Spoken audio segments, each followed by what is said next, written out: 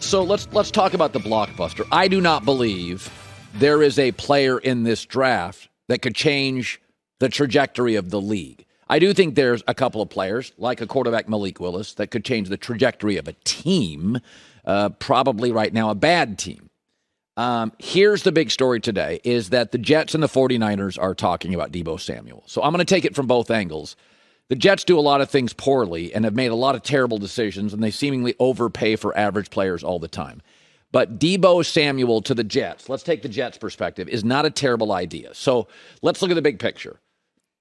He's a really good player, and he's a star player for a franchise that doesn't have one. Buffalo is absolutely loaded.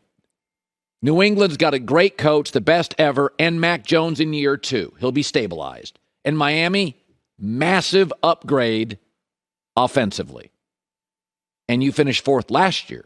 In fact, the Jets didn't finish just 4th last year. They finished 5 games back of 3rd place Miami, which was the largest gap in the league for any 4th place team. The top of your division's great, and New England and Miami are significantly better today. Yeah. What do the Jets do well? What are the Jets? You know what they are? Crossing their fingers that Zach Wilson, like they did with Sam Darnold, can pull them out of this mess. That's the franchise. I didn't like Robert Saleh as a hire. I said it at the time. Everybody in that division, he was never going to be better than Belichick as a head coach. Sean McDermott as a head coach. They're great defensive coaches. At the time, Brian Flores was a great defensive coach. So, we don't know about Miami's new coach. So let's just think about this. The Jets were blown out 8 times. They got 9 picks. They don't need 9 picks. What they need to do, this is what I would propose. I would give the 49ers my number 10 pick. They've got a 4 and a 10. Keep the 4.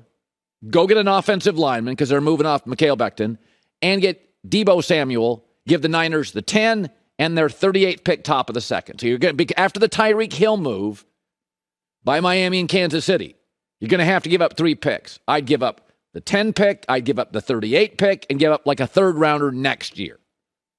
Because you're still rebuilding. You don't want to give up all your picks. To me, this makes a lot of sense. A 1st rounder this year, a 2nd rounder this year, and a 3rd pick next year. That's about what you're going to have to give up. I mean, your head coach, you have no idea. My guess is won't work. Your roster's weak. The division's got a star team in it and the best coach in football history. And Miami made major upgrades. You do not do anything particularly well. Now, the good news for the Jets, though, is that you went and got a receiver last year named Elijah Moore. He looks really interesting. And you also went and got a running back, Michael Carter, and he looks really interesting. So you don't need to go with your 1st pick or your 2nd pick or your 3rd pick. You don't have to go running back. It's an offensive league. You got your quarterback, right? So you like your quarterback, you like your running back, you like Elijah Moore.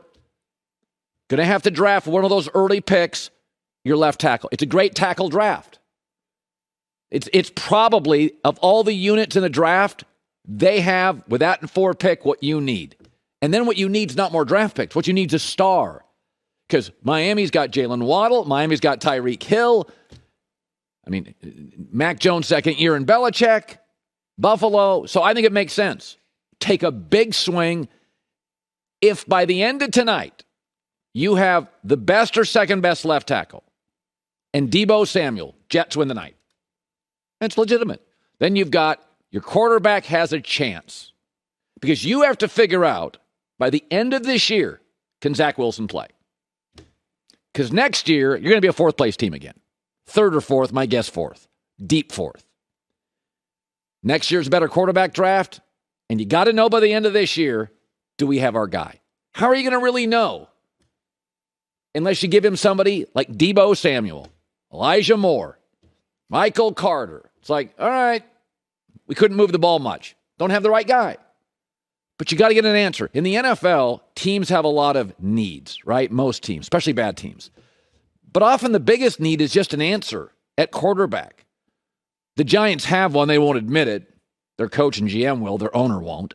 So can Zach Wilson play? Give him Deebo Samuel, Elijah Moore, Michael Carter. You'll have an answer by Thanksgiving.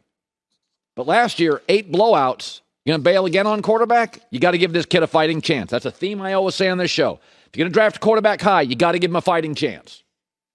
So that's what I would do. So now let's take this from the San Francisco 49ers angle, because anybody could say, well, of course the Jets want Deebo Samuel. I mean, that's an easy one, Colin. So let's go. Let me ask all you 49ers a question. You give up Deebo Samuel to the Jets, and you get the 10th pick draft. And remember, the Niners don't have any picks in the top 60. They don't have any picks. So you get the 10 pick and the 38 pick, top first, top second. So let's pretend it happens tonight. Here we go. The San Francisco 49ers, in a trade with the New York Jets, have drafted Drake London, wide receiver, USC. You have Brandon Ayuk, you have George Kittle, you have a great coach, nice offensive line. Your big needs, if you let go of Deebo Samuel, interior offensive lineman, cornerback, maybe another edge rusher, and wide receiver. He's got the biggest catching radius. My guy TJ Hushmanzada, who's pretty good with this stuff, been training with him, thinks he can be a star. Many think he's the first or second best receiver in the draft. And now we get to the second round, 38th pick. Here we go again. And with that pick, from the New York Jets, the Niners pick Nick Bonita from Oklahoma. Total stud athlete. Many believe he's the best pick in the second round. An edge rusher opposite Bosa. He also plays spy at quarterback for Kyler Murray. So now you have Bosa and a rookie edge rusher who many believe is the most explosive defensive player after the first round. He's got him a late first, early second. Oklahoma's had a few good linebackers in their day. He's a great one. So are you happy with that? You say, well, okay, because you like your coach, you like your GM, and you like your roster. You don't have Deebo Samuel. But now I don't have Deebo Samuel drama. Now I have way more cap flexibility. Now I don't have a player who doesn't want to play running back, but frankly, he's really good at the running back thing. And when he plays running back, which he doesn't want to play, it actually makes him more effective. Otherwise, he's kind of an erratic player who a couple years ago played only 6 games. I don't feel terrible about it. I like my coach. I like my roster. I don't have any drama. By the way, Jimmy Garoppolo, by the trade deadline of next year, will not be a 49er. Somebody's quarterback's going down, so you can make another trade there and get a number 3 corner, get an interior offensive lineman. But right now you got a Deebo Samuel. It's a lot of drama. All of this stuff works if Trey Lance can play. It all works. If Trey Lance can play, Drake London works. We know the coach works. We know the running game works. We know the tight end's a Hall of Famer. If Trey Lance can play, then I got Bosa and another pass rusher. I have more cap flexibility.